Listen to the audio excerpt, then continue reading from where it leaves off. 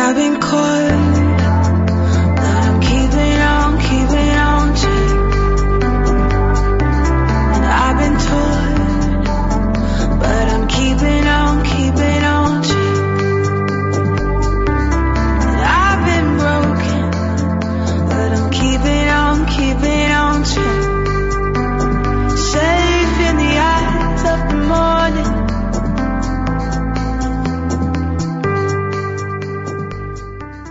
Good afternoon, good evening. This is Dove Tusman, and you're on equal footing. And please, beautiful beings, be a little patient with sound tonight. I have COVID again. We'll get into that in a bit. And I'm calling in from home. I am almost always at the studio. We're always challenged a little bit on audio when I call in from home because I don't have the proper studio set up here. So hopefully you'll be hearing me all right. Thank God for the mute button. I'll be able to spare you from my cough. We're going to talk tonight because of the reaction last week. We're going to get into deeper into the subject of the moral hazards of a religious life, the pitfalls. You know, we call ourselves religious, or we at least strive to orient ourselves more towards faith, and sometimes that trips us up. Sometimes we end up, unfortunately, arguably, some have made the argument in the social sciences, in a worse place than when we started. And boy, are there some eye-opening studies out there about how people that are actively non-believers, and I'm not talking about the nuns, so to speak, N-O-N-E-S, the people that write none in terms of their belief, they're not sure, they're agnostic, but people that are atheists, actively non-believers. Well, there's a lot of peer-reviewed academic research in psychology and in other social sciences that we talked some about last week and on previous shows that show that folks that are non-believers actually exhibit greater degrees of altruism and other objective metrics about caring about others from children to adulthood. So that's disturbing. But where does this come from? Where is this paradox of the moral license that we sometimes get when we believe we're on the religious path, and sometimes we feel like we check the box, and it allows us to just forget to be nice while standing in line at the grocery store or at Starbucks or at the gas station. Just forget the basic golden rule that Rabbi Y.Y. Jacobson explained to us on last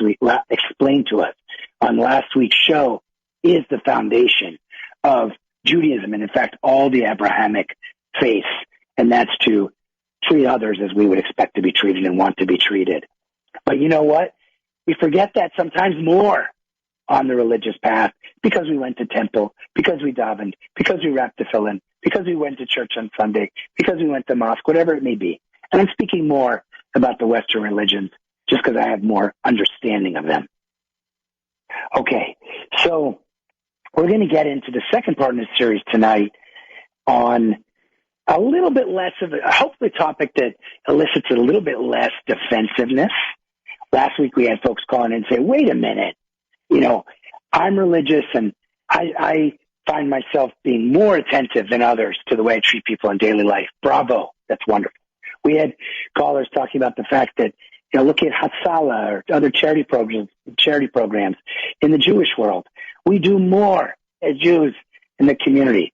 And so, yeah, sometimes we slip up. Maybe we're not as polite out in secular society, but who cares about politeness? It's about what you do. Okay, I get it. I get that argument. But maybe this week we can be less defensive. Because this week we're going to be talking about something I think we can all acknowledge, at least as a problem. And if you can't acknowledge it as a problem, do what I'm about to say, you got to check yourself, because it says acknowledged even in Talmudic writings as an issue of substantial reflection. It's acknowledged in various Christian texts. It's acknowledged in Buddhism, in Hinduism, in Islam as an issue. And that is the temptation towards selfishness on the religious path. And I don't just mean the selfishness that leads us to commit sin. All religions are pretty clear on that. And I don't really also mean, in fact, this will be explicitly excluded in this show, another way that selfishness is wrestled with in the religious world, and that is the way that selfishness or self-centeredness, are not exactly the same thing, distract us from God, bring us further away from our relationship with God because we're more focused on ourselves. That's easy. That's cake. Talk about that. All religions are clear about avoiding selfishness when it comes to sin and avoiding selfishness when it comes to, prioritizing yourself over your God belief and your daily practices. Okay, that we can agree on. But what about selfishness, self-centeredness as it pertains to observing our religious life, period? Is it not a selfish choice to spend our time going to temple instead of spending time with our kids? Is it not a selfish choice to be spending time with a church group rather than out there giving to a multi-faith community or out there in society in general? Of course, these things can be reconciled, but why do they have to be reconciled in the first place? Why are we even having this discussion? So I'm joined by two extraordinary minds in their respective religious fields and religious practices, both Christian and Jewish. And I'm going to introduce the Christian first because last week I introduced the rabbi first. And I'm so happy that the Reverend Dr. David Taylor, who likes to be called Reverend Dave, has joined us again on Equal Footing tonight. And a new guest who I'm delighted to have on the program, the Millennial Rabbi, Rabbi Daniel Bortz. Many followers out there. aka the Millennial Rabbi has joined us on Equal Footing as well. So Rabbi Daniel, Rabbi Bortz, Reverend Dave, thank you for joining me tonight on Equal Footing. And I hope that you can at least hear me since we're not in a normal studio setup. Thank you for having us. Thank you. It's wonderful to be here. Okay, so let's get two things out there. Get through a couple things first. One is, if you're just joining, I warned at the outset, I've got COVID. Third time around the track. First time I volunteered for a medical study with Mount Sinai really early on, no symptoms, and I was trying to be altruistic. Apropos to tonight's program. Didn't have any symptoms. First time a year ago, sucked, pre-vaccine. And I just want to tell you, if you're listening, even if you're vaccinated, I'm double vaccinated. I was actually a few days away from my booster, and I got the current variant out there, and I don't feel as at risk as I did last year. But I'll tell you, I got very sick, and you can probably still hear it in my voice even as I'm convalescing. Be careful during the holiday season. Don't take it for granted. And for all of my religious brethren, who I don't know why we seem to be a little bit more laissez-faire about this. Maybe it's because we believe in the divine plan more. But even if you are totally okay with the risk out there for whatever reason, not everyone is. Be careful. Be loving to others that may not share the same viewpoint. Keep your distance and be safe this holiday season. Okay, so with that, and again, I'm apologizing for my raspy voice, and I'll try to get on mute when I cough, and I'll try not to talk as much during the rest of the program. The other more important thing we got to get through here are the intros. The Reverend Dr. David Taylor, Reverend Dave, has been so gracious to be on this program a number of times in the past, especially so now, a couple days before Christmas. He's with his family in Florida. Many of you know already a little bit about him. He worked with the Nobel Peace Prize winner, the Bishop Desmond Tutu in South Africa many years ago. He brings a multi-denominational background in Christianity, from a Baptist perspective, an evangelical home, liturgy in the Episcopalian denomination. He has a bachelor's degree from the University of Mississippi, a master's of divinity from the Southern Theological Seminary, and a master's of religious study from the University of Cape Town. He has been a member of the Episcopal Church, since the 1990s. He's also has a doctorate. He has 4 degrees from the Virginia Episcopalian Seminary. And the Reverend Dave has served as a chaplain. I always like to mention this first, Reverend Dave, because I'm a huge baseball fan, to major and minor league baseball teams, veterans hospitals, retirement communities, prisons, also very dear to my heart, ministerial work in prisons, and numerous boarding schools. Reverend Dave Welcome back to Equal Footing. You are joined. It is wonderful to be here. and sometime, Reverend Dave, let's do a show on baseball. Let's have you talk. Rabbi Daniel Bortz, and those of you that don't know him by that name may know him as the Millennial Rabbi. You got to follow him on social media. You can find him at Millennial Rabbi and all the platforms. That's Millennial with 2 L's and 2 N's, as I learned. My producer was spelling it wrong. The Rabbi Daniel Bortz grew up in San Diego, California, and he and Reverend Dave have this in common. He was originally from Cape Town, South Africa. You both had a connection to Cape Town. And Rabbi Daniel, after an intense spiritual search in his teen years, headed to Jerusalem, to Balshuva, became more religious later, delved into Jewish wisdom, and embarked on a multi-year journey exploring biblical, Talmudic, and Jewish mystical teachings in schools around the world. He has his rabbinical degree in California. He founded J-Teen of San Diego, an organization dedicated to empowering teenagers. He works a tremendous amount with young adults and teenagers, young adults, millennials on their spiritual searches. He's also a sports and musical enthusiast. He's medaled in Brazilian jiu-jitsu tournaments. Is really a Renaissance man. And he's even served the needs of visitors at the Coachella Music Festival.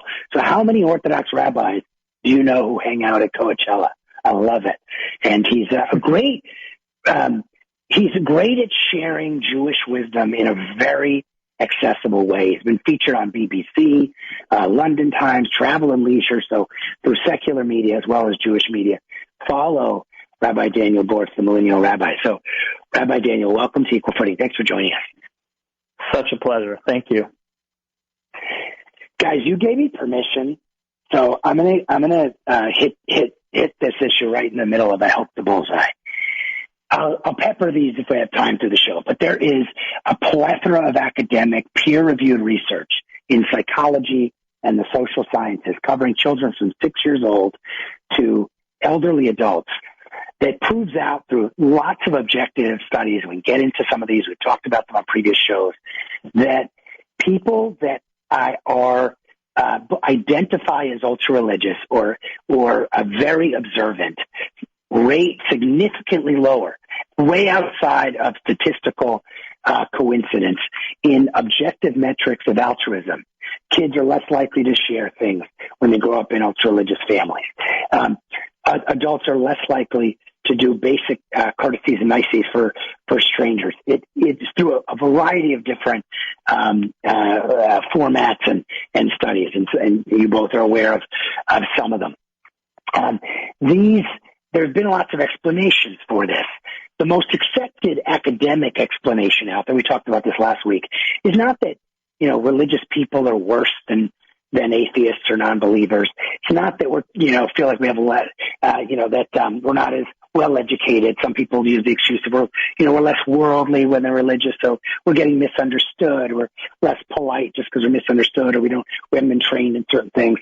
Some people say, religious people are held to a higher standard, therefore their mistakes are noticed more.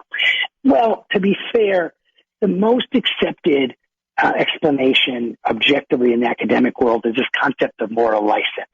It's not that religious people are worse in any regard, or that we're less worldly or care less in any way about others, but that we feel like we've checked the box.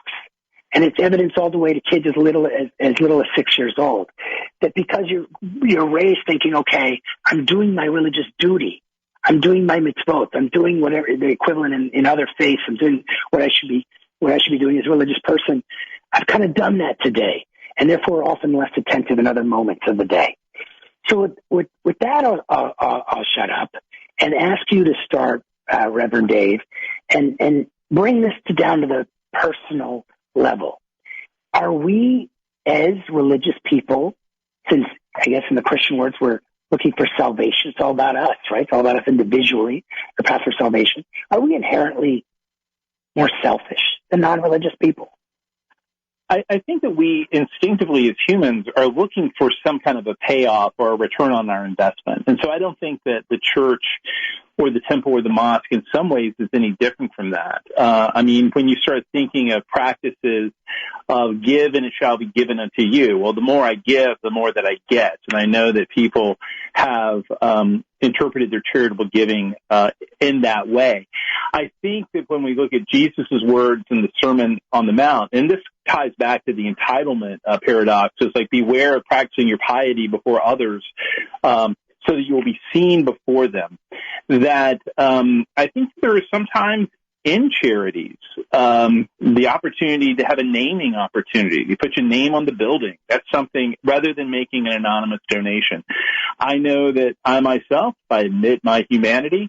There are times when I'm getting ready to go into my local public supermarket and I see the Salvation Army person ringing the bell on one side. You know, I might be going to the other side just so I don't have to deal with it today. But I think that we are all a part of wanting to get something out of the experience, and the church is no exception. In Judaism, I think the problem is, and I hope I won't get listeners saying I'm self-hating, is a little bit more pronounced, Rabbi Daniel, because there's a lot of teaching in the Christian faith around the vulnerable and around loving the downtrodden. And I think in a way that until the Baal Shem Tov, until it comes around, whatever, the 18th century, a little bit less up in our faith. And we're so focused on halakha and mitzvot and the specific things we're supposed to do. So is it fair to say that this issue of self-centeredness is more of a problem for us as Jews? The statistics you found, I do find very interesting, just in terms of not being better, but being on equal footing, that you would think a religious person would be higher, but might not be, I think is simply down to human nature. Because no matter the values you learn, human nature is extremely powerful. So how one approaches religion and the values you learn is extremely important. The values won't automatically overpower the human tendency to egotistical behavior, impulsiveness, angry, selfishness. And I remember when people would complain, sometimes secular Israelis, or, to my mother, and they would say, look at the way some religious people act in this way. Like, why would I, want to become religious? So my mother would say two things that I really liked. One thing she would say is, first of all, why would you ever let people deprive you of your individual connection to God and to your Judaism? And number two is the people that you're noticing, these few people you're noticing, it's in spite of the Torah values they've learned. Meaning they might have been far worse. Human nature is very, we know through Hasidus and other sources that human nature is very animalistic. And we're trying in our lifetime to refine ourselves, to become more sensitive people, to recognize those around us, to become better. And it doesn't mean because you're religious that automatically you are going to be a moral, kind, sensitive person. And everyone's born with different nature and different nurture. So just to be fair in that perspective, I think is an important starting point. And the second thing I would say is just that Judaism is kind of divided up into two categories of performance of mitzvot, of serving God. One is between man and man, and one is between man and God. So there could be that because man and God, that connection we have with God is so such a major part of our life, some could get caught up in that service of God to such an extent that they don't pay as much attention to the second part of Judaism, which is taking care of each other. So one more question for you, Rabbi, before we go to our first break and invite listeners to participate as well. You talk about the different relationships that are spelled out in mitzvot and in Jewish law. The vast majority of those 613 rules, many of which, of course, are outdated, are, and I say outdated, meaning no longer applicable, the vast majority are related to our relationship with God and the things that we do in our private space. The Ten Commandments have more of a balance in terms of, the relationship with others. But there has been significant academic and philosophical criticism, particularly in the last several centuries, about the Abrahamic faith, particularly the root and the Jewish side, of its lack of altruistic instruction. And I guess I'm not trying to corner you, but is it fair to say objectively that we don't get as much instruction in Judaism around altruistic values as other faiths do? I would actually push back a little bit because I've attended Jewish day school and public school growing up, and I got to kind of compare the two. At my Jewish day school, at Chabad day school that I grew up in, which was most kids going there were not religious, but it was a Chabad school. They used to put stickers when you did good deeds. They would give you prizes. It was a huge part of the education was kindness to each other. Whereas in public school, granted, I went to public school later, like 7th, 8th grade, 9th grade, so maybe that's something that goes on in 2nd, 3rd grade more. But clearly, the emphasis was on your academic achievement. There was never a discussion on, maybe in an English class we talk about morality here and there as like an interesting topic. But morality in the American school system, I wouldn't say is something that will help you get into Harvard. It's not part of the system. And that's why the Rebbe pushed for a moment of silence at public schools.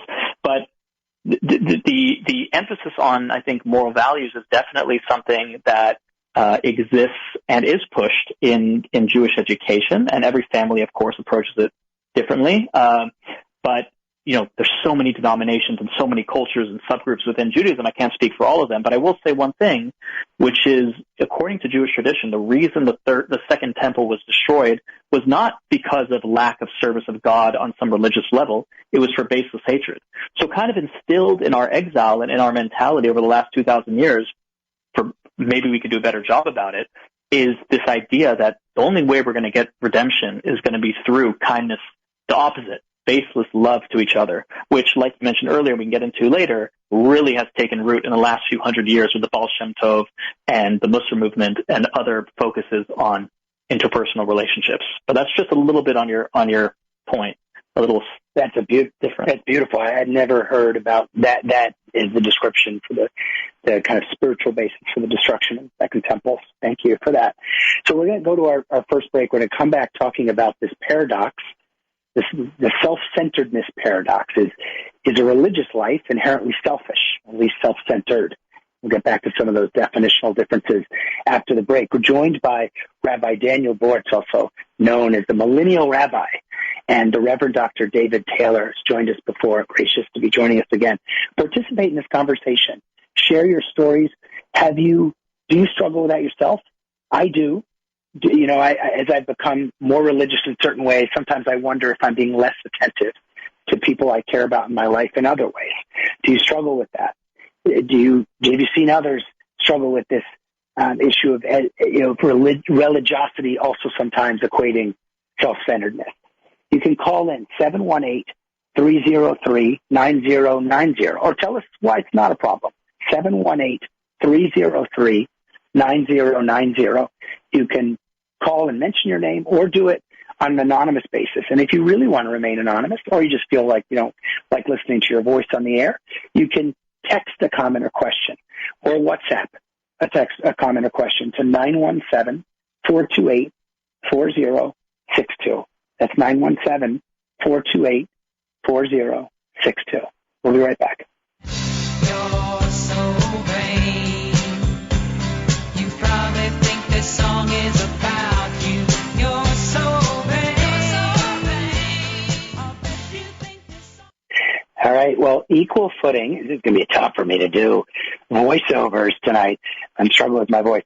Is brought to you, as always, in part by DocuVax.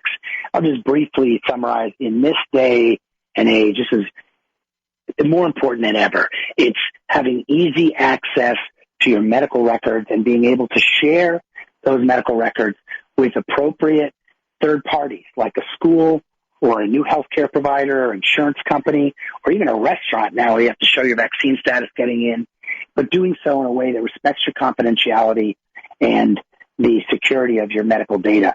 Most people have their medical records dispersed on their computer and physical files, etc., or with different doctors. Well, DocuVax has news for you. Your medical records are your own. They do not belong to your doctor. They do not belong to your insurance company. You should have them in a single data-secure electronic facility where you can get them validated. You can have doctors interpret them. You can get references more cheaply and easily to specialists, and you can make sure to show the relevant medical information to folks without showing anything you don't want to. Well, that's through the DocuVax system. Go to docuvax.com. That's DOCUVAX.com. Or you can download the DocuVax app on your app store on Apple or your Google Android phone. And for as little as $6.99 per month, you can have all your medical records, vaccine records, lab results, even x-rays and MRIs in one place. And you have doctors and nurses that are on call for you for only $6.99 per month, $6.99 per month, 24 hours a day, 365 days a year to validate a vaccine, let you know when you need to do an updated immunization, blood test, or preventative screening, or analyze anything else in your locker. And your information is only available to you and the doctors in a secure HIPAA-compliant database, and you can use DocuVax's proprietary QR code-based system to share information to show you're up to date on a vaccine, for example, or a preventative screening without showing extraneous detail, like your birth date or even your full name. You know, has it occurred to you now, you go in, for example, here in the state of New York, you go into a restaurant, you've often got to show a vaccine pass that has a lot of information on it that you may not want to share with that person. There are other options available. Get DocuVax. And if you're a small or medium-sized business or organization that wants to provide this as a benefit to employees, just like a gym membership or whatever, you can get bulk discounts. You got to mention you heard about DocuVax on Equal Footing and call 833-859-1933 for group discounts. That's 833-859-1933. Operators are standing by. In 1994, fewer than 100 Jewish residents lived in Judea and Samaria. Today, the land is home to nearly 500,000 Jews in more than 150 proud communities. Each of these communities have been transformed in some significant way by the generosity of contributors to One Israel Fund's mission. One Israel Fund helps these communities establish and maintain a safe, secure life in our biblical heartland through addressing their medical, security, community, educational, and recreational needs. Our 36-hour virtual Give a Little Heart campaign, now going on, offers you the chance to have a real impact on the nearly 500,000 Jews of Judea and Samaria and reconnect with our heartland. Get ready to give a little heart to our brothers and sisters in the heartland by supporting One Israel Fund. Please join us for an evening of entertainment on Thursday, December 23rd at 8 p.m. online at oneisraelfund.org. That's oneisraelfund.org. And join Hillel Fold, international tech blogger, Commander Golan Vach of the IDF Search and Rescue Unit, comedian Ashley Blaker, and out-of-the-box violinist Ariella Zeitlin, hosted by Nachum Siegel. That's Thursday at 8 p.m. at oneisraelfund.org. Please donate generously now at oneisraelfund.org.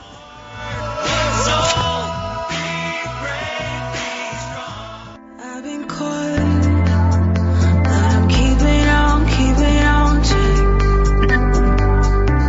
And I've been told. Okay, you're back on Equal Footing, and I'm here. I'm Joe Tusman. I'm here with the Reverend Dr. David Taylor and Rabbi Daniel Bortz, a.k.a. the Millennial Rabbi, and we're talking about this paradox of self-centeredness and religious life. Is leading a religious life inherently self-centered? And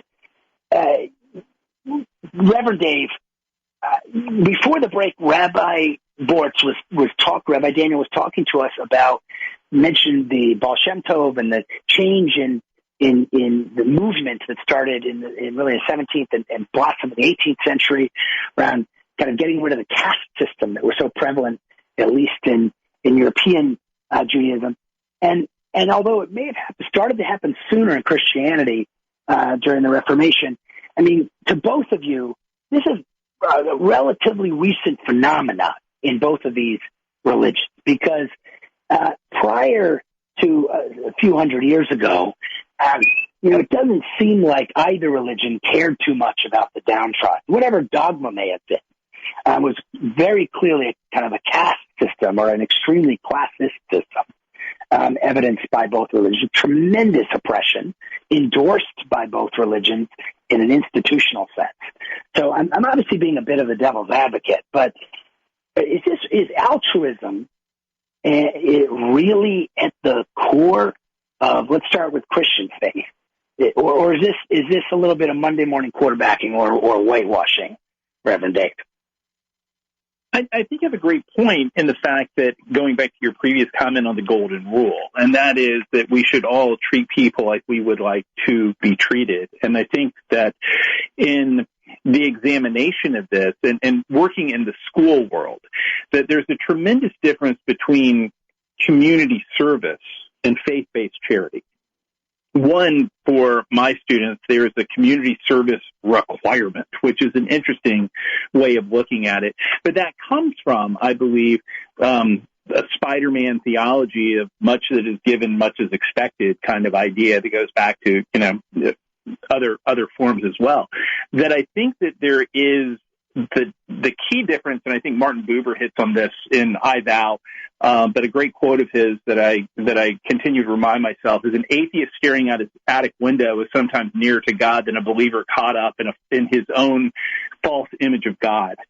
And I think that when we go for the eternal thou, we can be connected through relationship, and that's what makes a difference from the tithe in both the Abrahamic traditions of Judaism and Christianity and Islam, that giving is good, but giving for a purpose for the kingdom of God is greater. So, to be fair, on this point of self-centeredness, I alluded to this earlier in terms of definition. There are different versions of this that do dovetail with at least Jewish faith, Rabbi Daniel. So we talked about self-centeredness in this program, and particularly because that's not good. It takes us further from God, at least in the way Jewish faith is taught. We need to be focused on doing the right thing, but focus on beyond our own small self. On the other hand, egoism, and not being egotistical, but egoism is an ethical theory that treats self-interest as like a foundation of morality. So there are different ways. So I guess that's what we're trying to get on the show. What I was trying to get at is living a really observant life egoistic, not egotistical, not self-centered, but is it egoistic? Is the sense that it places our own self in what we're doing each day as the center of everything to reach as much unity with Hashem as we can. I'm not saying that might not be bad. Is our religious life as Jews, at least, intrinsically self-centered? Well, I love the question. I mean, if at the beginning of COVID, my whole life is dedicated to outreach. I went through the Chabad system, which I've grown up in the last, 15, 20 years simply around people that dedicate their entire lives. They live in Siberia, they live in China, they live in Africa, they live on college campus. They sacrifice spiritually and physically and materially in order to help a fellow Jew and any person in need. So that really rubbed off on me during my learning. But at the beginning of COVID, it put a pause on my outreach activities because I couldn't work with the high schoolers like I used to, or the college students or the young professionals. And I started delving more into my studies like I used to when I had more time in yeshiva. And I was enjoying it so much, my spiritual path. I'm like, maybe I should just go off to Tzfat, which is a mystical city in northern Israel, and just study Kabbalah, meditate, see how far I can grow, and really tap into continue my personal spiritual journey more. And then I was pulled back into there was a debate with a YouTuber. I got thrown into a whole, clearly, basically God was showing that a message to me, like you have that time before you're born in heaven and you'll have that time after you die. But here on earth, I need you to work, in the world. And, I think back to when I was a yeshiva student, learning in rabbinical school in the old city of Jerusalem. It was a Friday night. And again, I was in the Chabad path, and I was with another religious yeshiva student. And I remember us having this conversation late at night outside. He was saying that I want to fill my cup until it's so full that it overflows and I can give to everybody around me, i.e., I'm going to learn in Jerusalem for 5, 10, 15 years, and once I have a lot of knowledge and wisdom under my belt, I'll find time to give to other people. And I looked at him and I said, why can't you pour, as you're filling your cup, pour out a bit, like along the way? And I think like you said, the desire to grow, and by the way, it's not just religious. Anyone who wants to become great at anything, anybody who wants to self-improve, anybody who wants to, whatever religion or whatever philosophy you are, it's going to take a bit of selfishness. You're going to have to push other things aside and sometimes people aside in order to grow personally, whatever it is. If you want to become the best basketball player, you want to be the best businessman. But I think that, at least in my path, the teachers I've had and the Hasidic perspective that I've had was not only is it important to also help others, but it's critical. It is the core of your spiritual mission. Every Friday I used to go for the entire day with my fellow students to give out pamphlets of Torah knowledge on even if it was in the freezing cold of Manhattan in the middle of winter, put the fill-in on people, give candles. That mentality has always been what I've gravitated to, and I know it's not for everybody. There is definitely a movement to also just focus on your own spiritual growth, and everything else can contaminate that growth. That's the more insular approach. Those are some of my initial thoughts on that. Yeah, I love your instruction, Rabbi Daniel, because you're helping reset some inherited biases that even I have as a Jew, and I think in a certain sense, Reverend Dave, that Christians have a bit of a leg up on this particular issue because the teachings are so filled with these concepts of that love is openness, love is non-judgment, love is compassion, love is humility, love is kindness, love is empathy, love is equanimity. All these things that when I even in the research for the show, these are the types of things that come up when you look at the crux of Christianity and self-centeredness. But on the other hand, I think from an outsider's perspective, I think there's also the issue of the obsession in Christianity with salvation. If you'll pardon me being so blunt, it seems to be about this individual salvation. So are all of those all of these religions is compassion, non-judgment, openness, etc., just really all a means to an end? Isn't it all just a means to personal salvation? And isn't that selfishness? Isn't that the ultimate egotism? I think that there are people who definitely see it that way within Christianity, and that is and again, there are folks within the broad tent of Christianity that feel that it is a works-based, I must do good things, and that's where the scale is going to be judged, as opposed to a grace-based, that their salvation is a free gift of God that we need to accept. And by accepting that, then automatically we would want to do good things, that we would want to give the help that is needed, that is without there. And going back to the idea of hypocrisy that we talked about last week, if I can give you one just quick story from my seminary time that made a tremendous impact on me. There was a class that you could take at seminary. I did not take this. My friends did. That you could go live for 48 hours. You would do the plunge for social work, and you would basically be homeless for a 48-hour period. And within that, a friend of mine did this. He's a very talented musician. He took his guitar. He was busking. And in 48 hours, he made a lot of money. And on Sunday morning after church, he was at a grocery store close by, and a prominent religious leader, a pastor of a local church, came by, and he was playing, and he asked the minister for a donation. When the minister said, I don't have any cash, and he brushed him aside. And then when he came out of the store, my friend said, hey, I feel really bad about your situation. I've been doing okay. And he slips the pastor a 20 just to let him know that, he could be okay. He's going to have his next meal coming from it. And I think that there goes to the idea of what is caught versus what is taught to ultimately what is experienced in the sharing of your time, your talent, and then ultimately your treasure if you're fortunate enough to have that. Okay, but I mean, there is, and I have a listener, I think, who wrote this in a very succinct way. and this listener doesn't state what their religion is, but says religion is in fact the ultimate in selfishness. And there is an argument for that. I kind of feel like, Reverend Dave, you may have evaded the question a little bit, because isn't the Christian path, isn't it at the end all about your personal salvation? And that may be a wonderful form of selfishness. I don't know, but isn't it kind of the ultimate definition of selfishness, or at least self-centeredness?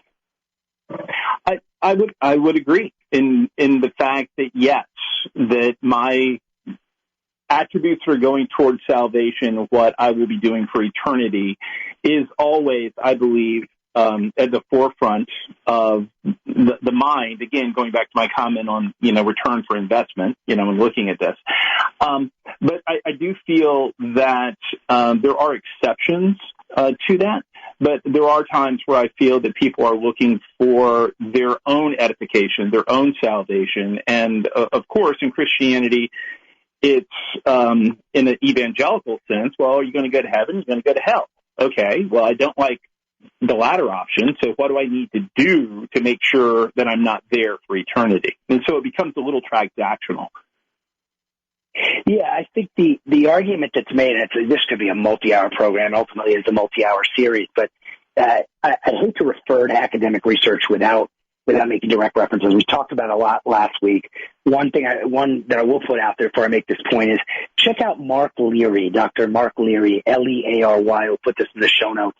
He writes for a number of peer-reviewed academic journals, including and published in Psychology Today quite a bit. And he's often credited as being a leader in this field of study around the problem of self-centeredness and the paradox of religion. But trust me on this, we don't have a lot of time to go through this, that there's overwhelming academic research showing that people that identify as highly religious also mark frighteningly lower on basic indexes of altruism. Whether it has to do with environmental ethics, the way they treat their neighbors, the way they behave in daily life. Again, even children as little as 6 years old, the way that the study several years ago was widely published in different academic peer-reviewed environments about the way they children that are raised in religious homes don't share things as much. So it seems to me, when I'm honest with myself, that a lot of people that are choose to be highly religious are doing so really to save themselves, about themselves. It's not about others. And in research, Rabbi Daniel, for this show, it was very difficult, for example, to find religious textual references to selflessness. There was a lot of talk about it in terms of your own path to God getting in the way, but the definition of what it meant. So what is it to be selfless as a Jew? Simply put. So again, because I'm coming from the Chabad perspective, it's difficult for me to speak in any other mind frame because, the Alter Rebbe who founded the Chabad movement, there's a famous story that on Yom Kippur, the holiest day of the year, he was nowhere to be found. And they waited. They couldn't start without the big rabbi. And finally, someone went to go look for him, and they found him. There was a woman's cottage. She had just given birth, and she had nobody around, and it was freezing. And he had went to cut up wood, which actually broke the holiday, to cut up wood to make a hot pot of water and be able to give her something to drink and eat. And he went to do it himself. And the idea of the Hasidic path is the idea of sacrificing, being willing to sacrifice your own spiritual and even your world to come. There's a beautiful story of the Baal Shem Tov, the founder of the Hasidic movement, that a woman came for a blessing for children, and she wasn't destined to have any. So he looked in the heavens, he saw that she wasn't, and he blessed her anyway. And because he was righteous, it was answered. And there was a tumult in heaven, and the story goes, and by the way, whether you believe in the story or not, because it's passed down a Hasidic lore, clearly it's a principle and a major lesson for us.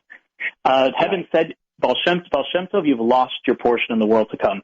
All the good you've done, everything is gone because the righteous are judged based on a hair's breadth. And when the Baal Shem Tov heard that, It says he started dancing with joy. He said, now I know that I'll serve God truly selflessly. I know I'm not going to get a world to come. I know there's nothing coming my way. It's simply, I might have fooled myself into thinking that I love God. But now I know I truly love God and I truly love others, and I'm doing it for the right cause. And of course, in merit of that, God, he got his world to come back. But I think selflessness is saying that I am focused on my spiritual growth. I am focused on living my best life, but sometimes I have to sacrifice that for others. And my mother, she runs a gemach, which is Gemilut Chasadim. It's a Jewish gift closet, she calls it in English, and they give wedding dresses and micro loans, and she's getting calls all day about someone in the community that needs something in the moment. So I kind of grew up with that system in my life, and I can't say what applies to everybody else, but I would say that it's being willing to be so committed to your Judaism and your path, but also realizing that what is that worth if I'm not helping out those around me. And I think that is definitely a principle, and I'm sad if it's not something that is felt by others. But I will just close off with the fact that I think this past week I was talking to, I work in a co-working space in Manhattan and Brooklyn, and this, I think it was an African-American Christian guy said, I always notice how you guys take care of each other, like whether it's in donations or taking care in the communities. Like I kind of envy that. And I've heard it from a lot of people, a lot of non-Jews. Now, does that answer the idea of helping those outside of our religion? Maybe we could do a better job, but I think also you see, so I think I'm clearly highlighting the good side. I tend to try to highlight the good, and that will lead us to do more good. You reflect something good back to somebody, like your child does something good, reflect that back and they'll do more good instead of saying what they do wrong. But I clearly can see your point that we need to, on our journey of truth and the world to come and spiritual grandeur, that we can never lose sight of those around us that need help. And it's a beautiful story. I hadn't heard that before in my own ignorance, and kind of giving up everything to come, and being open to that, and then you really that's when you really probably have the door to heaven, so to speak, open, or the door to unity open. We'll be right back with Rabbi Daniel Bortz and the Reverend Dr. David Taylor talking about the paradox of self-centeredness and religious life, or at least a moral hazard. And I really appreciate this honest discussion. We'll be right back on Equal Footing. I never thought I'd get this far down the road, and I never thought I'd get this far down the road. Equal Footing with Dove Tusman is sponsored by MDCS Dermatology, your experts in skincare. With 2 Manhattan locations and 4 offices in Long Island, including Plainview and Commack, the dermatologists and skincare surgeons at MDCS are proud to be affiliated with the Albert Einstein College of Medicine and New York Presbyterian Hospital. So schedule your next skin exam in one of MDCS's convenient New York area locations. To make an appointment, go to www.mdcs.live or call 212-661-DERM. That's 212-661-3376. You could even schedule a virtual video visit with MDCS's board-certified dermatologists from the comfort and safety of your own home. So go to www.mdcs.live or call 212-661-3376. And don't forget to mention Equal Footing for 15% off all cosmetic procedures. I've been caught, but I'm keeping on to. And I've been told. Are you back on Equal Footing? We got some good listener comments and questions by text. I appreciate that. It's a little harder tonight to do the calls in. Please be patient if you're on the phone lines. We may not have time to take callers tonight just because of the not being in studio. But one is a comment. I'm going to zip through a couple of these. One listener refers us to the liberation theology movement, Reverend Dave, that took real hold in the 1960s, and as a proof point to the opposite argument, that in fact a religious life is a selfless life. I don't know, Reverend Dave, if for our audience you can quickly educate them on what the liberation theology movement is about. Well, I think that the liberation theology movement is akin to through Oscar Romero and others in the Catholic Church of whatever you do to the least of these, the poor, you do also unto me, looking at Jesus's famous lines about that the poor are always going to be with you, and you always have an opportunity to share God's love and God's grace. And liberation theology in Central and South America and the Catholic Church really did a lot of incredible work of making that far more mainstream, which also, in my experience, was a real catalyst in the anti-apartheid movement. That with the religious leaders that were there, with my being in the office with Archbishop Desmond Tutu, to be able to say, no, the people that don't have a voice, we are the voice of the voiceless. And whether it's King or Romero or Mother Teresa or Desmond Tutu, there are tremendous examples within Christianity of people who made tremendous sacrifices to themselves and to their families, and great examples of servant leadership that have had a tremendous impact. That's a great education on that. It encouraged people to look. I haven't studied liberation theology since I was in college, but I know it's a beautiful movement, very impactful in places like South America and Africa and so forth. So here's one on from a Jewish listener. A little bit of a tougher point, but I think worth mentioning. Rabbi Daniel says the problem in our religion is that our stories of sacrifice, going to that last comment that you just made, Reverend Dave, often have to do with sacrificing for our own religious beliefs as opposed to sacrificing for the beliefs or lives of people who are not Jewish. What do you say to this listener? I think you kind of were alluding to this right before the break. Can you clarify that question again? Well, it's hard to clarify because it's coming from a listener, but it's I guess pointing out that the stories of sacrifice in our religion and Judaism often have to do with people sacrificing for their religious beliefs as opposed to the religious beliefs of those who are not Jewish or the lives who are not Jewish. So something that could be passed. There's so much trauma in Jewish history that we don't talk about. You know, there's so much where we had to cling on to our religion and give. You know, Hannah and her 7 sons. You know, the famous story where she had the emperor said, give up your Judaism and I'll spare your lives, and he killed all 7 of her children in front of her.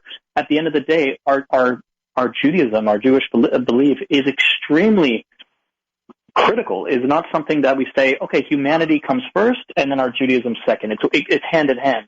The first story of Abraham, who was the most loving, caring person, God says, sacrifice your son, and at the end pulls back. But throughout history, that self-sacrifice for our belief system has been so embedded in us that it makes sense why we cling on to that above all costs, and why you might go to a religious neighborhood and protecting the spiritual path for ourselves and looking after our own as well is something that comes paramount, because that's what we've been conditioned to do. We haven't had a chance to speak a reverend to a rabbi in a loving opportunity. We haven't had the open arms until the last about 50 years for the first time in all of history. So there's definitely factors at play in why we might be a little more insulated and why we might keep to ourselves and a lot of those aspects. Yeah, kind of give ourselves a little bit of a break on that. There is a lot of trauma there. And this gives me an opportunity to say to those listeners that feel like some of these questions are too critical of Jewish life, and often I get comments it's being self-hating. I don't think so. I think asking ourselves to be better in areas we can improve is always worthy. And in fact, that's part of the point we're trying to get it tonight. Reverend Dave, there's a comment here, right? A note from a listener that I'm going to need to abbreviate because it's beautifully written and literally like 4 paragraphs long. But I want to read it, part of it at least, because it was triggered. Or I'm reading it part because I just heard from Rabbi Daniel's discussion of the traumas that are inherent in the Jewish people. This listener says, do we imagine that the fears and trauma, the chaos of our human relations each day, and all the heavy childhood karma that we carry around, that then when we come to the threshold of spiritual life, we can readily leave it all behind and like pass unscathed toward a higher path. No, that's impossible. We can plunge into a baptismal pool or pass through a purificatory fire and think that our faith will save us or clear us, but we are still human, looking for a mother or father, maybe a spiritual mother or father. So there's a lot more there, but it's beautiful. And I think that part of what maybe we're closing on here is that, yes, it may be selfish at times, or we may leave, as Rabbi Daniel said, other relationships can sometimes suffer and become more religious, but just from time allocation at least. But we also have a lot of inner trauma that we need to work through, and if there's any way for selfishness to manifest, maybe it manifesting in spiritual life and yearning for God is the best way. I would agree with that. I think that first of all, it's very poetic text and commentary. To quote the great musical theologian Rascal Flatts, God bless the broken road. And I think that all of us being human and all of us being broken, that is something that in the Abrahamic traditions and groups like the International Fellowship of Christians and Jews, and working together towards things that are good as bridge building, I think is the ultimate opportunity. But going to your last point, Dov, it's that if we are going to be selfish, let us be selfish in helping others. And if that is the greatest critique against us, going back to the lines of John Wesley, the idea of do all the good that we can by every means that we can, every way that you can, and all the places you can, and all the times with all the people for as long as you can. If that is the greatest criticism of selfishness, I'll take that as a person of faith. Yeah, I think that's beautifully put. And Rabbi Daniel, maybe to close us off on this topic, where I even have my own trauma. I wanted to get to some other stories tonight about some of the hypocrisy I sometimes see in our own community we talked about last week.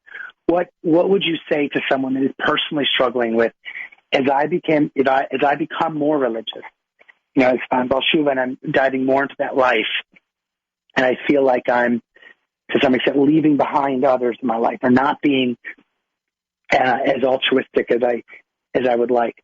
But what words of comfort can you give as we close out? I would go back to my mother's response that she said to that man, which is, don't let anyone deprive you of your personal journey. That along the road of each of our unique spiritual paths and our own personal journeys, we're going to find people that inspire us, and we're going to find people that really, I've met people that I've looked up to. I've read their books, and I meet them in person, and I'm like, really? Like, you don't embody what you're actually teaching. So, but I always try to take something from every person I meet that I can get, because every person has something of value. As Pirkei Avot says, the wise one learns from every person you meet. So I think along the journey is not to let any one person say, oh, they act that way, and therefore that's affecting my belief, or these people have been bad to me. It's a matter of always having that love and that hope and highlighting the good and being able to pick and choose and finding the mentors and the people around you and the community around you that you gravitate to, realizing that all human beings are inherently flawed. And even if they learn good things, it doesn't mean they're always going to be able to implement it for many reasons. All of us have a side that we're trying to work on throughout our life. And to have that compassion and to recognize, you know what, I'm going to be the model of the behavior that I want to see in the world. And maybe if I clean up my glasses, if I start to see the world that way, I start to fill myself up with light, maybe I'll clear up my glasses a bit and get rid of some of those traumas, and I'll see around me, I'll be able to highlight more of it in the people around me and notice it more. So I would say there's a lot of beauty in the world, there's a lot of darkness, and let's try and highlight that beauty we can find. Yeah, just focus on the personal examples, those examples of folks out there who are doing it right. And, there are always going to be folks misstepping, but focus on the paragons. Thank you to you both, Reverend Dave, Rabbi Daniel, and Merry Christmas to all of our Christian listeners. Happy New Year to everyone. Thank you, guys. We'll catch you next week.